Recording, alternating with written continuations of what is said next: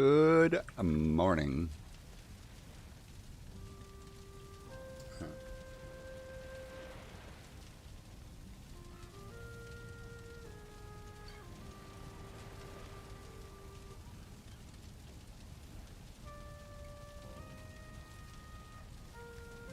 Wanted to see about upgrading my magic set. I don't know what all it takes. I think a bunch of each here though. So, Embla set. Bunch of each here. That's gonna mean going into the Mistlands again.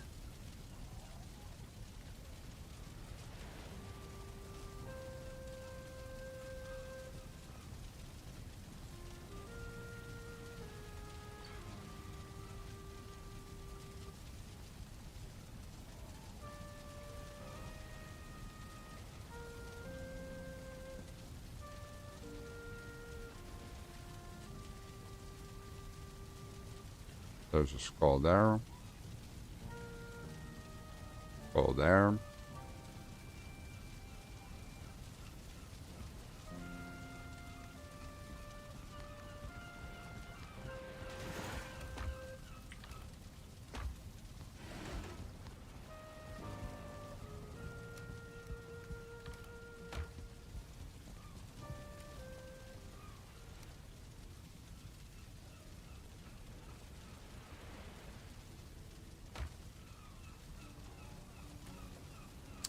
I'm wondering,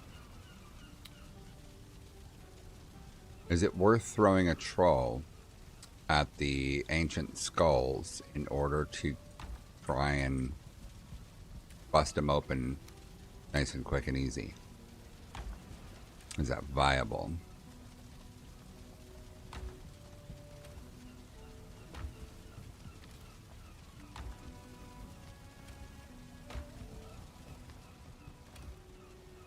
Because the other way is just beating on it till it breaks.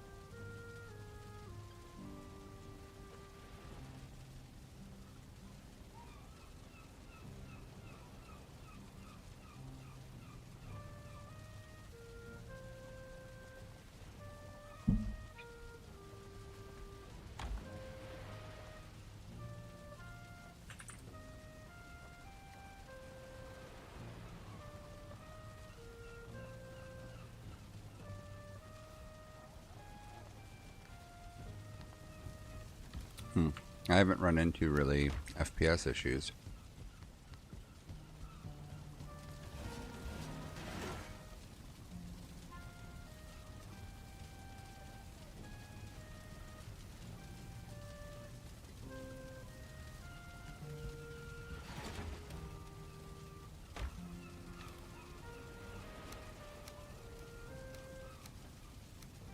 I'm gonna leave the bread behind and take a stamina food, because even though it's Mistlands, where I'm much better than I used to be at it,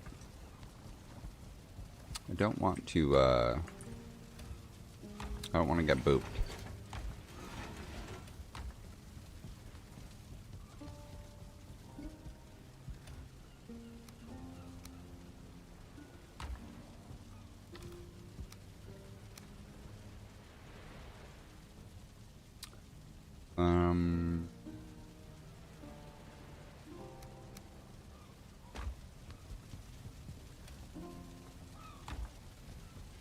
Okay, I want to make sure that I've got the stuff necessary for a stone portal, because I'll probably get more stuff while I'm over there. I think I already have a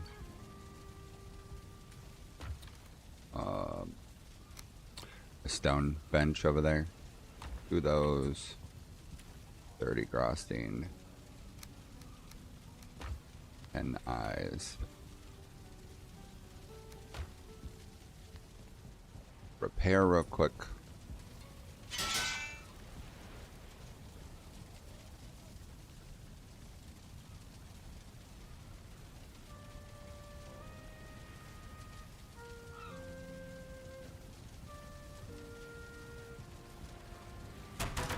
All right.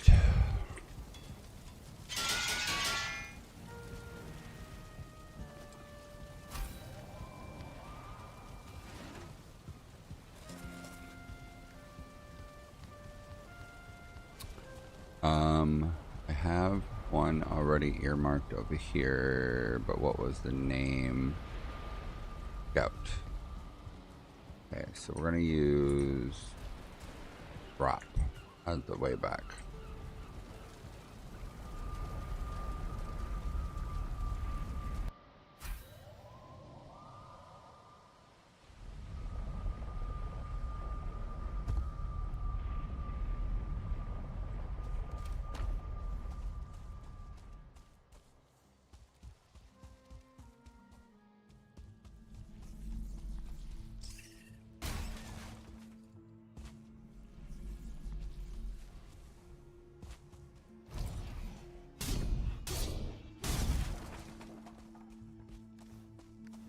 That was just wood, okay.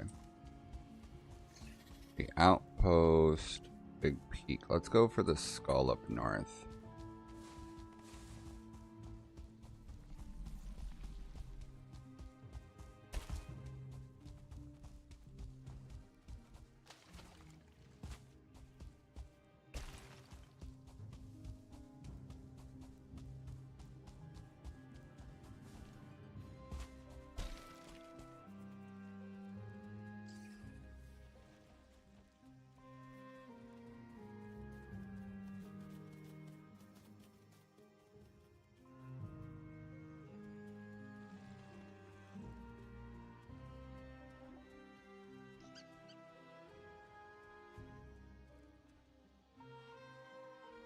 I think I had one that I had marked par.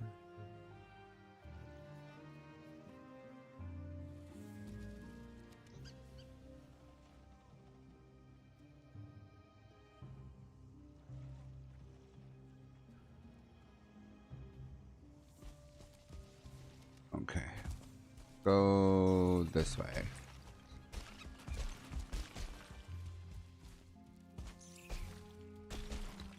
There's a sword.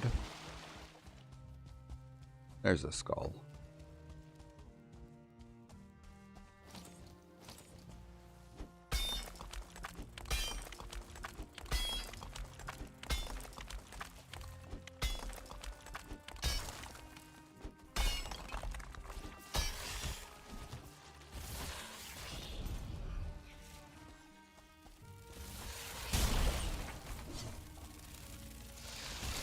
Oh, hello. Came up from behind.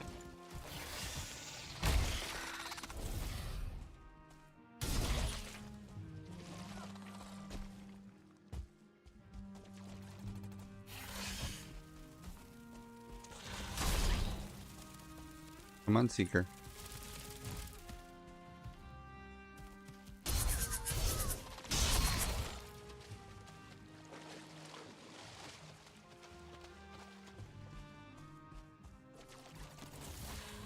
Come on.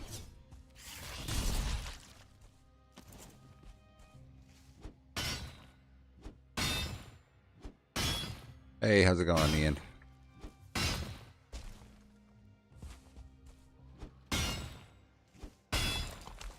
I would like to upgrade to the better magic set and upgrade some of my weapons for when I'm running with magic, and it requires a lot of mistland collection.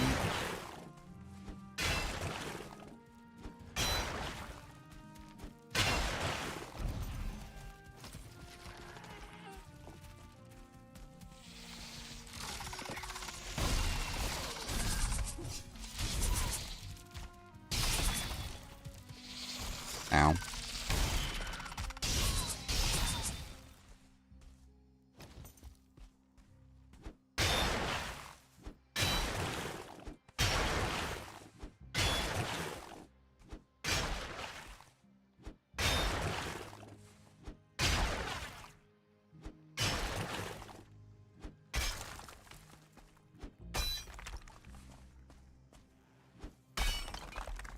Feel like I hear some more bugs too. Ugh. So this skull was in an awkward spot because it's right down on the water, meaning I have to stand in water while collecting.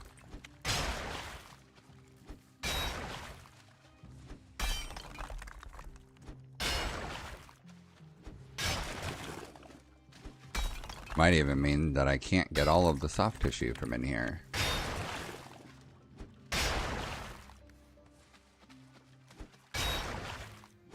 But on the bright side, it's a ton of soft tissue, and I know where another one is.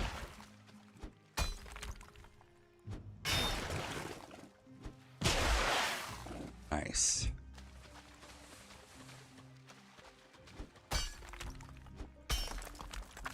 Gotta dig out down below.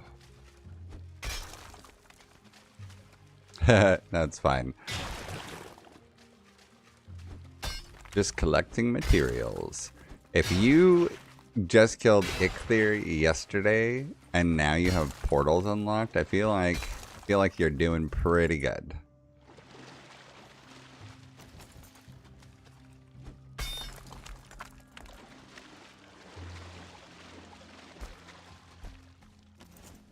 Nice.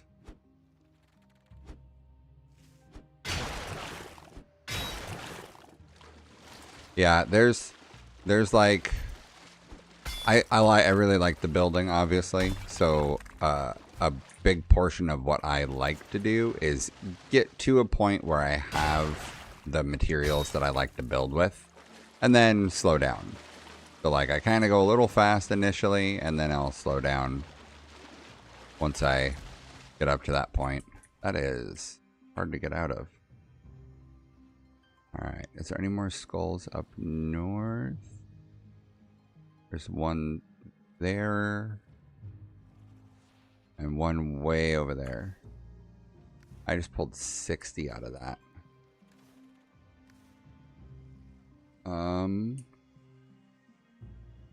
Yeah, we're just gonna go straight to the skulls.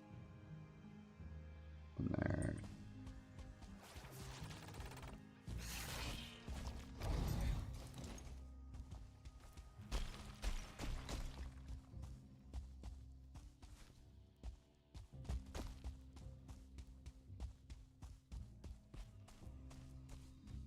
Oh, I think I gotta go around.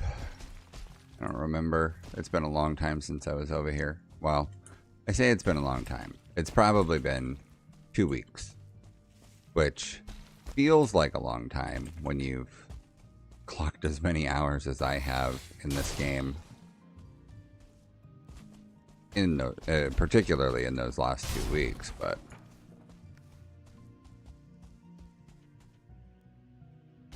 no, thank you. I appreciate that.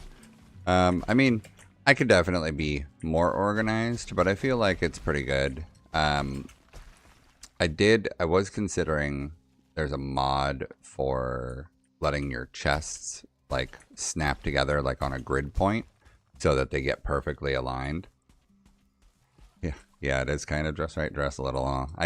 You know, have a neurotic personality disorder, and I don't think that I got it from the military, but I think that the military definitely inspired it. So, like my spice rack in my kitchen where I cook, I got one of those in the drawer things, so I was able to take all of the various spice drawer, the spice shakers, and get them in these glass jars with labels and get it all lined up in the drawer. Yes, the man does got me trained. That is definitely how it be. It's not like I have OCD, but I definitely have pet peeves, you know, about things lining up in particular ways. Okay, I have a skull marked on the map, so it should be here.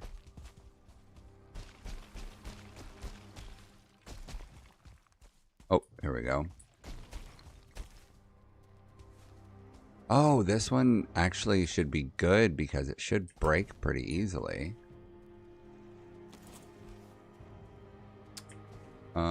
Let's ditch the 10 stone.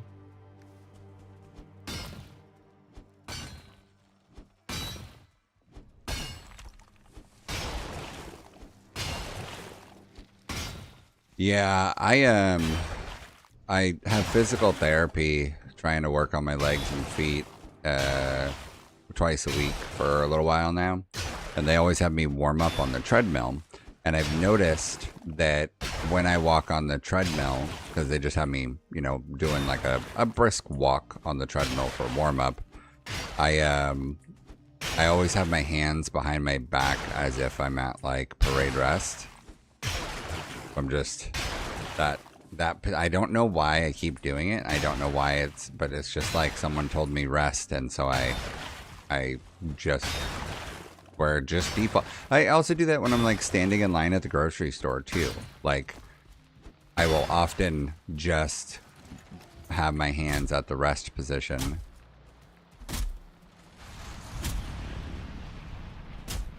I hear it storming.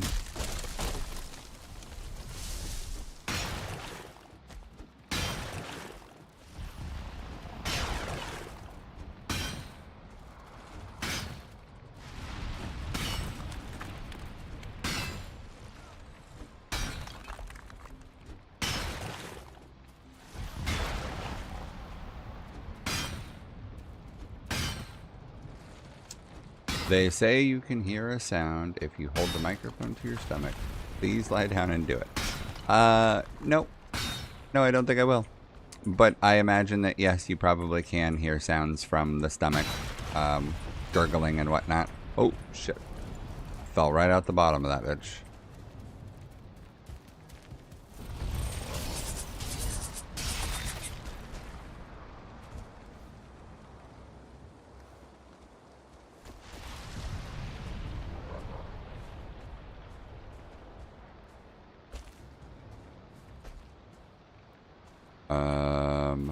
Okay, let's see if I can hop up there. Nope.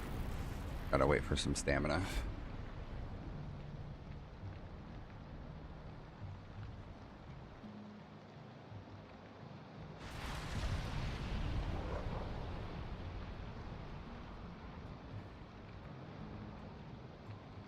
Okay.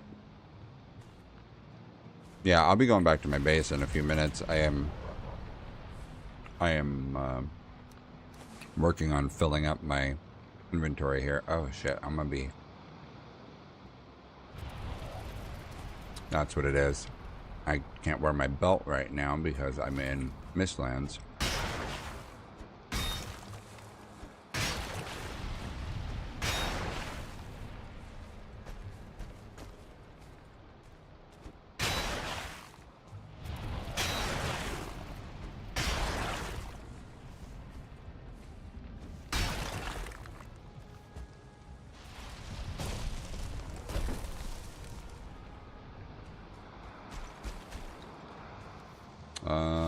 Ditch stone, ditch the black marble.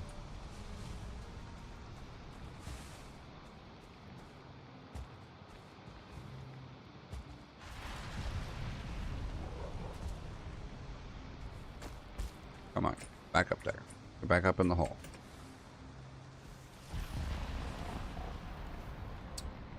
Stone, black marble.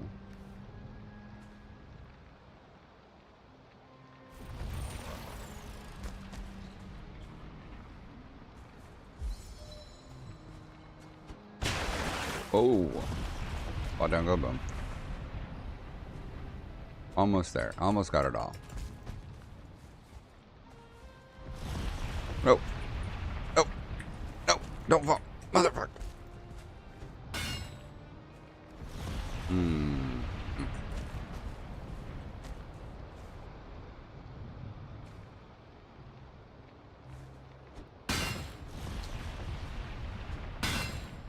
I think one of the harder things with the storage is trying to...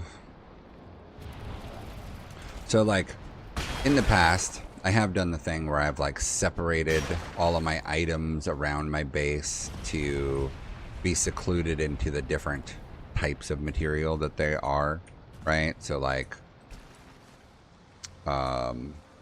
anything blacksmithing related is way over here, and anything food related is way over here. And so I kind of still have a little bit of that going, but I didn't go to an extreme with it because I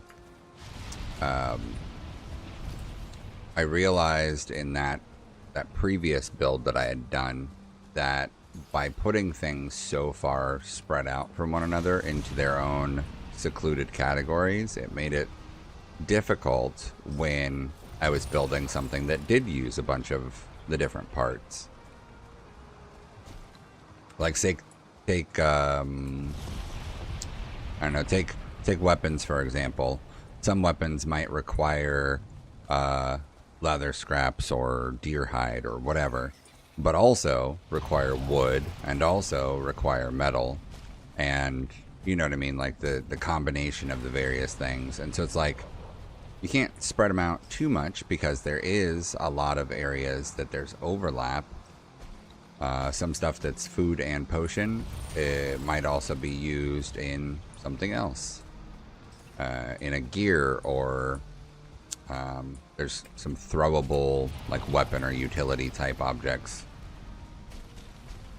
So I tried to seclude what I could in ways that made sense in terms of like time spent walking, like the added time spent walking.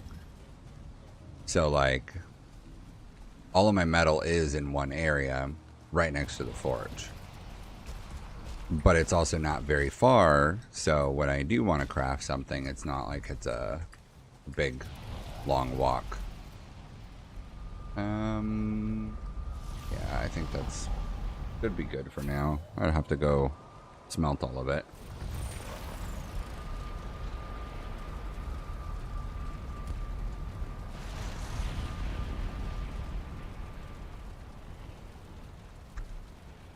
So I have a whole room for my portals that I'm like actively dealing with.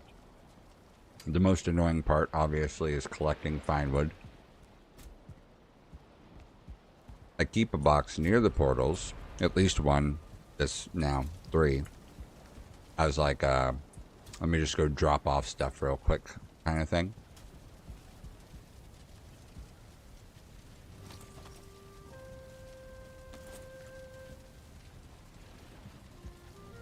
There you go.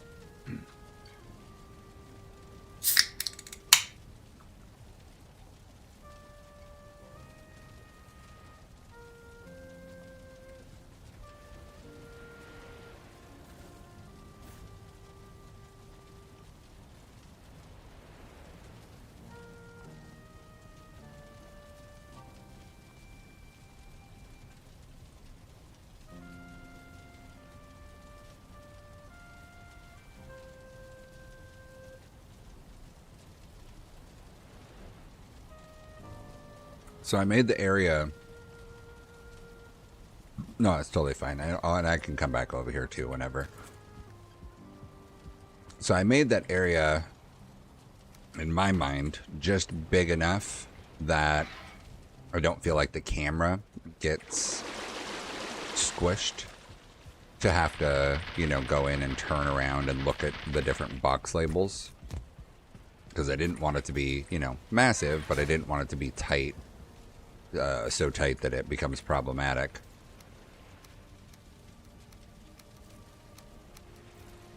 And then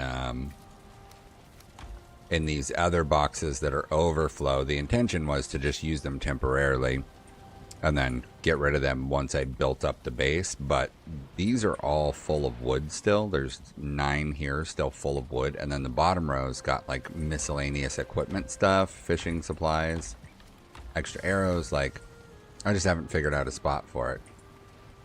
My cooking corner, I've got a separate storage over here for everything that can be cooked directly. It does not include everything for making potions, because some of the potion crafting stuff is like monster drops, like a blood sac or a dwarf eye or whatever. So the ores, I went with this. I put them on the half wall so that I could reach them from the furnace side that's slightly further away. And then I can still reach them from the crafting side where, like, if I'm at the bench, I can just grab what I need and build it. Or I can go here instead of, like, you know, making a whole separate room for the forges and having to run around the corner or something.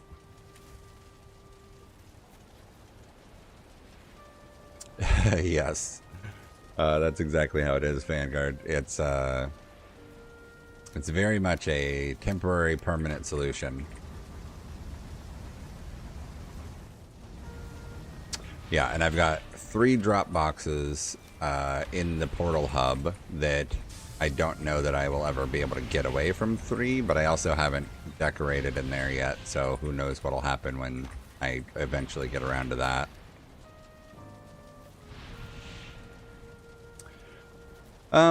I thought about it. I thought about adding a mod that would let you do the craft from thing. I'm not against it, but I'm also plenty happy with the way that it is. It's not too big of a deal, in my opinion. Although, in Shrouded, I think that there were so many different items so immediately that it got really uncomfortable to not have boxes that you could pull items from across the room. But I'm also on a shared server with a couple buddies, so I'm trying to keep them in mind before considering adding anything that requires being added to the server for mods, because I don't want to overwhelm them. One of the guys is brand new to Valheim, like with this playthrough as of whatever it's been, 4 months or something. So I don't want to stack him with too many mods and have it like tweak his brain on what vanilla is. Yeah, Enshrouded's great. I didn't beat the content that they had available when I played it a year ago or something, but I would say pretty close. Okay, so this set,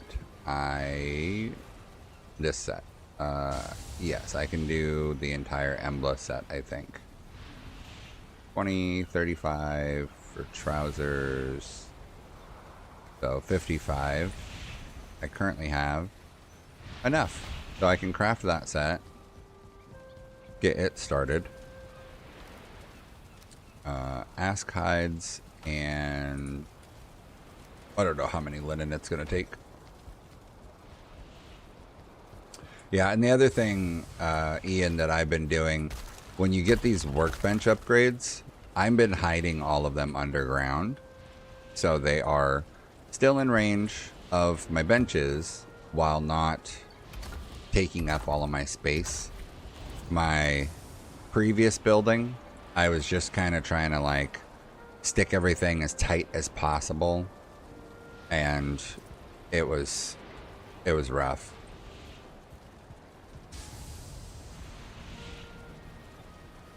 Yeah, I could see that, using mods as a reward system makes sense. I played through the game. I don't remember how much stuff was available when the game launched. the very first time, but I know that I played through a couple times up through the plains, several playthroughs up into the plains, where I I went through purely vanilla. I know that this is probably the first time I've ever built anywhere near as big as I am currently. Trousers, hood, robes, flammable. This is definitely the biggest that I've done building wise, or the most building that I've done. So that's interesting. But I in the past, I would like not have any torches because refilling the torches felt like the most tedious thing to me in the world. So I just wouldn't have torches for the longest time. I would just be like, okay, no torches for me. I'm gonna just go torch free and just use my headlamp, and would only do that.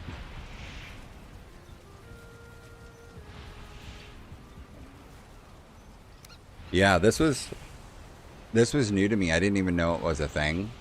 The stone portals.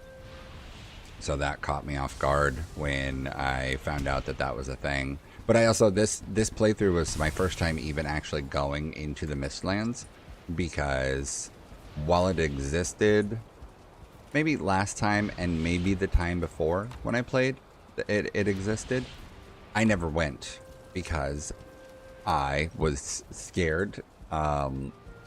Before they added Mistlands, the world gen could still, generate the territory that would become the Mistlands. And so when you're out boating around and you find this island that's got fog all around it, and the mist wasn't as bad in the past as it is now in terms of the severity of blocking your view and whatnot.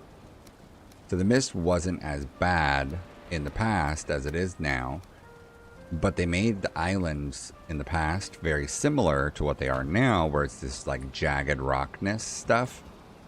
But back then, they made it to where you could not access the island.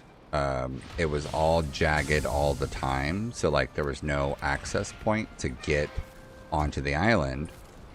But there was spider webs everywhere, so like it was this added kind of terror in that this island, this scary, creepy island, was just covered in spider webs. So once they added Mistland, I was definitely hesitant about going there, especially because at that time I ended up, being by myself. Yeah, me too. I did wish for the spider thing. I was a little disappointed when I found out it was just bugs, but also at the same time, like it's still good. I'm happy with Mistlands. Fine wood, nails, and scraps. Ooh, I think fine wood might be upstairs. I think I still have some upstairs. I want to go put the mage armor. Let's check over here. I want to go put the mage armor upstairs in the mage's headquarters.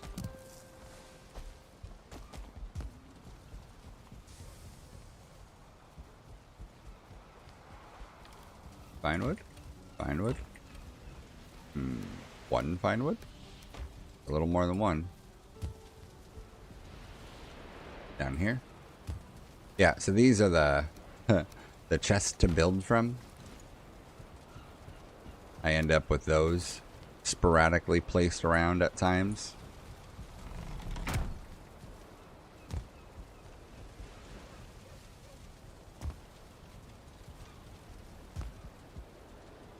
Do I think it should go upstairs, or do I think it should go down here? I think maybe it should go down here. 6, 7, 8. Yeah, I think it should go down here. because then at least I get to see it a little more often. I don't really go in the apothecary. I don't have to go in any of these places, right? Because everything I need is downstairs, but it'll be more easily seen than if it were upstairs. I got quite a bit of the wall done the last couple days. I still have to figure out more of what I want to do, and I started very vaguely earmarking a plan for a garrison up on the hill. There's just like a flat hunk of stone up there now. I want to do like a military outpost type building and have it be like barrack style bedding inside, you know, a handful of rows of bunk beds, and then have a floor with a bunch of weaponry. And then I want to have like several either windows or balconies where I can put ballistas, just for the visual aspect of the ballista, not that it's going to actually do anything over there. But I thought it'd be a cool thing to just have this, you know, big military tower protecting, or, you know, appearing to be protecting. So the kitchen's done. The dining hall, I think, is done, unless I come up with some other idea. I mean, it's technically the same with all of them. They're done until I come up with something else to do. I could probably put some stuff on the shelf here. I made a fireplace mantle, but I decked out the dining hall. I think it's pretty well done. So the only things that I have left that I did have an original intent on doing in this area is a building over here that'll be like just like a rich house. It might be, you know, like a lord's manor or something, or maybe just a rich person's place, but it's just like an individual house with maybe a couple rooms. Oh God, no. No, I did not plan. The only thing I planned was, and plan is still vague in the sense of, I had an idea for what I wanted to do with the basement, and that was the extent of it. That was where my brain started and stopped. Was I had an idea for how I would handle the basement and have it make sense, in order to ensure that my big thing was having everything I wanted in one space. So the basement got done the way that it is so that I would have all of it. And then I knew that I wanted to cover the area with cosmetic build, but I had no idea, I had no plan originally beyond I'm going to put some stuff up there. I had actually even, I think, started a few different things and ended up tearing some of it down to redo what I was thinking, because it just didn't fit with, like, it didn't make sense. It didn't make enough sense what I was looking at versus, you know, what I was thinking I wanted. More tissue in there. I was looking at it yesterday, I think yesterday, and I was looking at my VOD from like a month ago, because I've only been at this place for like 5 weeks. Let me see. I downloaded some of the videos because I was going to go through and take some edits to do part of a time-lapse thing.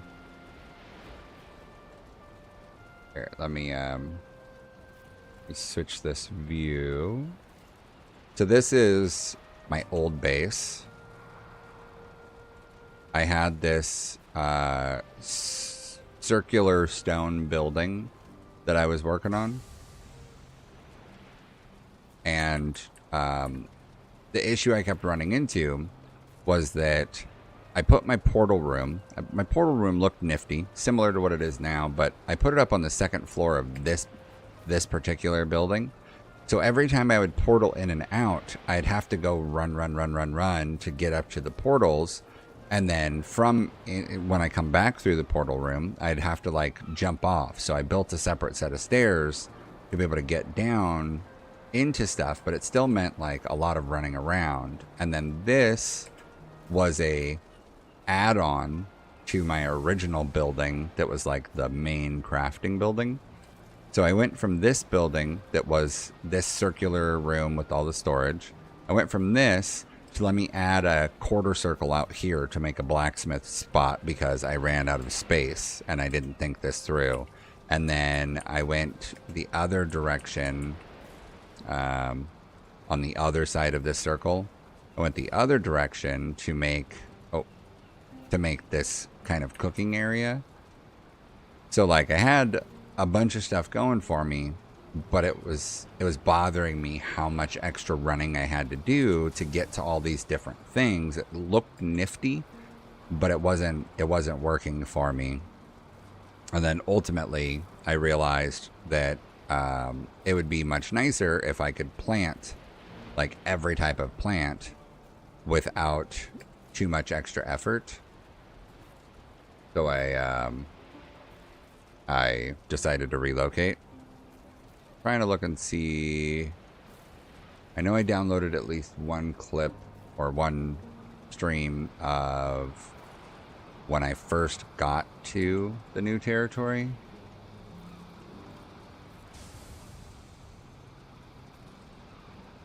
Maybe I didn't download it yet. I just found the VOD. Yeah, that's all Mistland stuff. I'll have to go look at the VODs because I definitely did not have much of a plan with this. This area that I'm at right here, that I'm standing on, this is ground level. This is what used to be ground level here. And then I, raised the ground around it to bring the height up to have it match everything. I'm probably going to get plant everything at some point just because I know that I can do a bunch with it. I just haven't added it yet just because I've been okay with what's available so far, but I know that it gives you a lot of other options. The only thing I wasn't sure is again, it's that situation of I just don't want to bombard the other guys with a bunch of new stuff, and I just added this other one called Weapon Crate. I don't know if you're familiar with it, but it's like the serving tray, but it works for weapons and armor and some of the metalwork tools, pickaxes, axe, and all the weaponry. Although it doesn't let you do arrows, sadly. I wish that it did. But beyond that, it's really cool. It lets you manipulate stuff and plant it without having to have an item frame.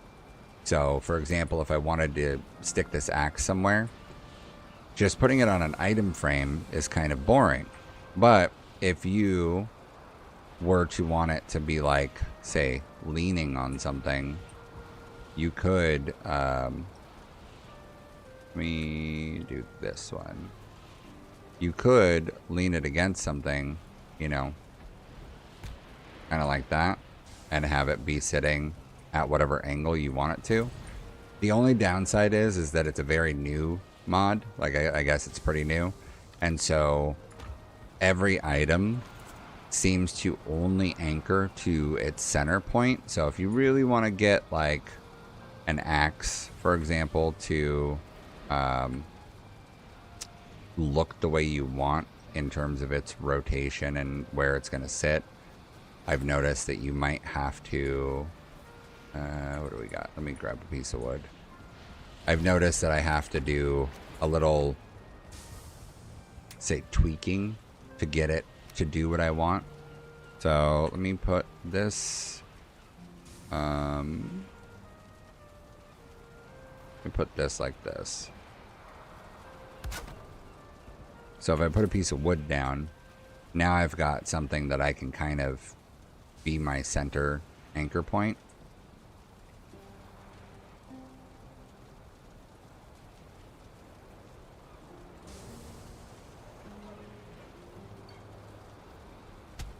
So now when I place it, I'm aiming at that piece of wood, and then if I wanted to get rid of it now I can, and the thing will, you know, keep staying where it is. And so it takes a little getting used to, but it makes it to where you don't have to have item frames for everything, and then it also lets you have that customization to make a space feel a little more alive instead of it being, you know, a little bit more flat and rigid. Tarstone, coal, bone.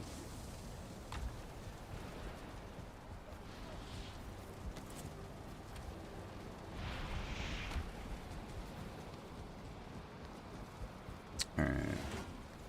Honey, we can put away. I don't need the stone right now. I want to check. I want to check the upgrades for all of these weapons. So the Staff of Fracturing I haven't used much. I've been happy with the Staff of Embers. I'm not sure if the Staff of Fracturing is supposed to be better or more damage or what, but I've been pretty happy with what's there already. Staff of the Wild will require a Jade upgrade that I think I have some of still. There. Oh yeah, I got 6 Jades. Staff of Protection I could upgrade, but I need to wait for that Eatsier to refine. That'll be a nice upgrade because it increases the length of time for the absorption and the amount of it, I think. I can't upgrade the Troll one because I have no Bloodstone. Yeah, Staff of the Wild. Does upgrading it let you have more vines or let the vines last longer? Because it doesn't specifically even talk about the vines here. I don't know.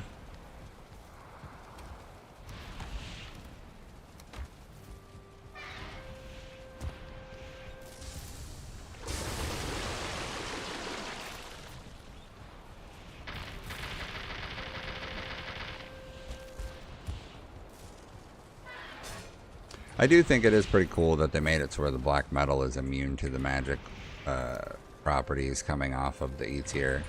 It's a nifty way for them to, you know, add an extra interesting element without, you know, making it terrible or anything. Like they give you a problem and a solution instead of just giving you a problem.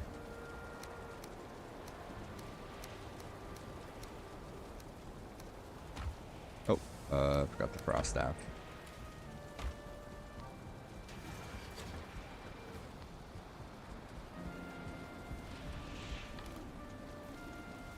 The only other thing I haven't figured out yet on how I want to handle it is going to be the stairs or the walls. I'm thinking stairs on the interior, but I haven't decided yet.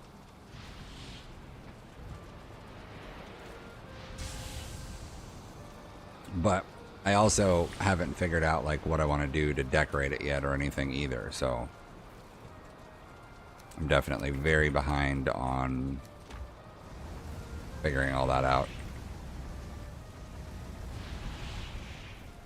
Alright, old content.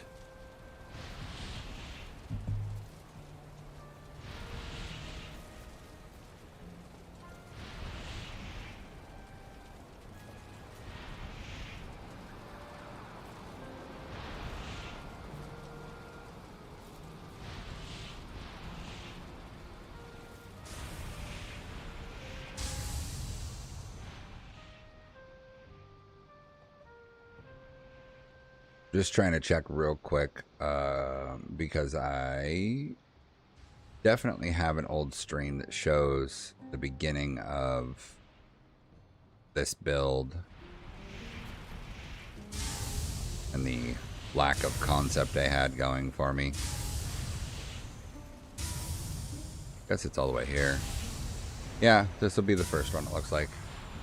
So, let me pop that open full. Okay, so this is the same area that my base currently is. So I showed up over here, I made a portal, like I brought a boat full of metals, I made a portal, and then I started stacking boxes off to the side to pile up all the things that I wanted to build with. The old base stuff. Can't see at night. Oh yeah, that was good times.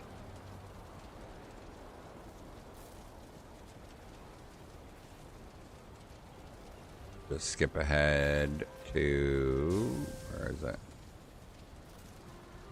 There you go. You go back, Midgen. Gosh, this feels like it was yesterday, but it also feels like it was a year ago that this happened, that I was here and dying. Damn it.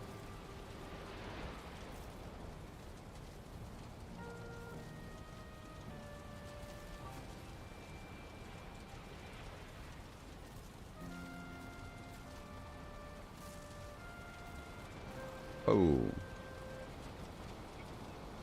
It's so funny that this, like where I'm standing here fighting at this portal space, right there, I will go to that exact same spot.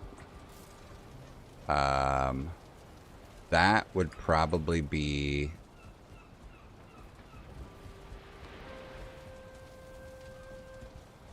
I don't think I can go to the exact same spot because I think it's in this wall, but I think that would be about here. This spot on the map. Yeah, I think I'd have to go in the wall. So you can see how much it's expanded and changed over time.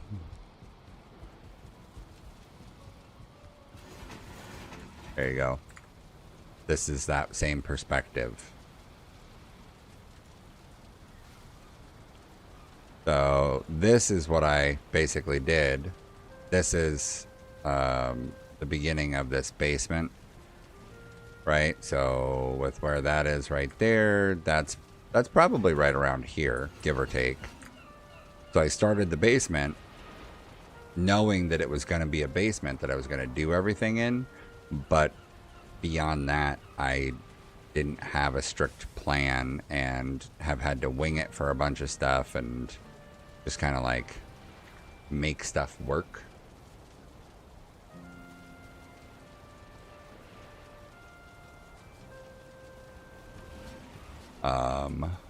Yeah, so like for example, this portal room used to be a half a block smaller in every direction. You can see where the mage tower is above, and that's where these walls used to line up, but it felt a little cramped and I couldn't quite get all the portals to line up exactly. It's such a very specific thing, but it's essentially that like when you've got the stone blocks, I had them, let me grab a piece of stone.